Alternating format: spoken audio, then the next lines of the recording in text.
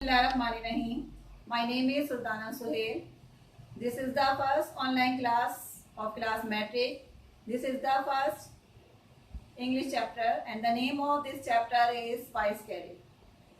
जैसा कि नाम से ही जाहिर हो रहा है, वाइस कैलिफ यानी एक अक्लमंद खलीफा के बारे में बताया जा रहा है. इस चैप्टर में एक अक्लमंद खलीफा के इंसाफ को बताया जा रहा है. खलीफा हारून अपनी अक्लमंदी की वजह से बहुत मशहूर थे. इसी वजह से उनकी इज्जत की जाती थी. रात के वक्त आप एक आम आदमी का भेष बदलते और बगदाद के बाजारों में घूमते, वहाँ के लोगों से मिलते और उनकी मुश्किलात और मसाइल से मुकम्मल तौर पर आगाह होते. एक रोज जब वो दरबार में थे तो दो आदमी आपके सामने लाए गए. इनमें से एक अच्छे कपड़े पहना हुआ था और एक बाइज़्ज़त शय दिखाई देता था, जबकि दूसरा एक भिखारी था क्योंकि उसके कपड़े फटे हुए थे. इन दोनों आदमियों के दरमियान में एक सफेद घोड़ा मौजूद था. दोनों खलीफा के पास गए. दरबार में मौजूद काजी ने खलीफा से कहा कि मैं आपके पास एक झगड़ा लेकर आया हूँ. आप अपने इल्म और अकल की वजह से मुंसिफाना फैसले का ऐलान करेंगे. खलीफा ने पूछा, झगड़ा क्या है? काजी ने बताया कि दोनों आदमी इस घोड़े पर झगड़ा कर रहे हैं. इनमें से हर एक दावा करता है कि घोड़ा उसका है. खलीफा ने पहले अमीर आदमी से पूछा कि क्या मामला है. उस शख्स ने कहा, मैं आपसे सच बोलूंगा, आज सुबह जब मैं घोड़े पर सवार होकर शहर की तरफ आ रहा था तो मैंने इस भिखारी को देखा. वो मेरे आगे लंगड़ाकर चल रहा था. मुझे देखा तो मुझसे रुकने को कहा. मैं रुक गया. उसने मुझसे इल्तिजा की कि उसे अब शहर के दरवाजे तक घोड़े पर बिठा कर ले जाऊं. मैंने उसको घोड़े पर बिठा दिया. जब शहर के दरवाजे पर पहुंचे तो उस भिखारी ने घोड़े पर से उतरने से मना कर दिया. जब मैंने उसको उतरने को कहा तो उसने कहा, ये घोड़ा मेरा है. इसके बाद खलीफा ने उस भिखारी को बुलाया. वो भिखारी आगे बढ़ा और उसने खलीफा से कहा, क्या आप इंसाफ करने वाले हैं? मेरे साथ भी इंसाफ कीजिए. ये घोड़ा मेरा है. आज सुबह जब मैं शहर की तरफ आ रहा था तो मैंने इस शख्स को सड़क पर चलते देखा. जब मैं उसके करीब आया तो उसने मुझे रुकने को कहा और दरख्वास्त की कि मैं उसे अपना घोड़ा उधार दे दूं, क्योंकि वो शहर जल्दी पहुंचना चाहता था. मेरे लिए वो एक अजनबी था, इसलिए मैंने उसको घोड़ा उधार नहीं दिया. अपने साथ घोड़े पर सवार कर लिया और जब हम शहर के दरवाजे के करीब पहुंचे तो उसने उतरने से इनकार कर दिया और उसने कहा कि एक ऐसा अच्छा घोड़ा एक भिखारी के पास नहीं होना चाहिए.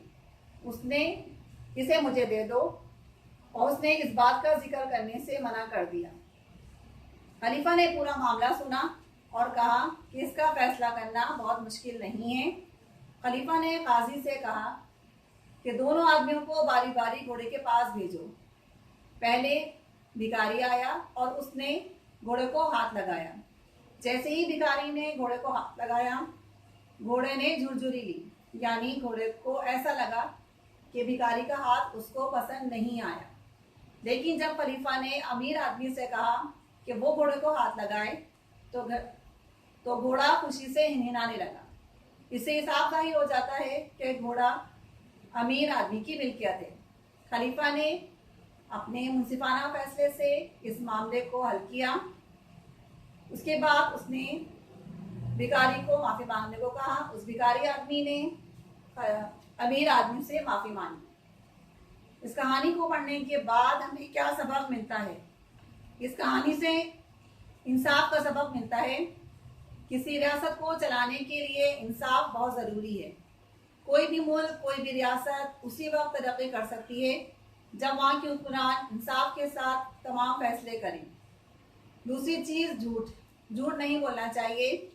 पैसे की खातिर झूठ बोलना एक बहुत बुरी बात है. लालच नहीं करना चाहिए. हर हाल में अल्लाह का शुक्र अदा करना चाहिए. जो कुछ अल्लाह ने दिया है उसका शुक्र अदा करके उसके मुताबिक ज़िंदगी गुजारनी चाहिए. ये चैप्टर बहुत इम्पोर्टेंट है. इस चैप्टर के क्वेश्चन आंसर 5 ईयर के अंदर शामिल हैं. इसके अलावा 5 ईयर में एक और question reference to the context आता है. इसमें चैप्टर से रिलेटेड एक इम्पॉर्टेंट पैराग्राफ दिया जाता है. उस पैराग्राफ को पढ़ के समझ के ये बताना होता है कि ये पैराग्राफ कौन से चैप्टर से लिया गया है. जैसे मैंने यहाँ पर इम्पॉर्टेंट लाइन्स लिखी है. I think this case is not very difficult to decide. I shall decide in a minute. अगर आपने ये चैप्टर सही तरीके से पढ़ा है तो आप इस लाइन को पढ़ते ही समझ जाएंगे कि ये लाइन वॉइस कैल्यू से ली गई है। सेकंड क्वेश्चन, स्पीकर का नाम बताना होता है। स्पीकर से मुराद कि ये लाइन चैप्टर में कौन बोल रहा है। अगर आपने चैप्टर पढ़ा है तो आप फौरन बताएंगे कि ये लाइन खलीफा हारून बोल रहे हैं, इसलिए इस चैप्टर को तवज्जो से पढ़ें। Thank you.